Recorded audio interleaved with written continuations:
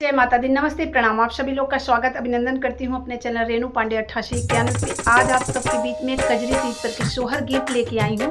गीत हमारी आप लोगों को पसंद आए तो प्लीज़ मेरे वीडियो को लाइक, सब्सक्राइब, शेयर करें। आप लोग से हाथ जोड़कर रिक्वेस्ट कर रही हूँ कि आप लोग मेरे वीडियो को फुल वॉच करके अपना प्यार से कमेंट करके ज़रूर बताएं कि गीत हमारी आप सबको कैसे लगी।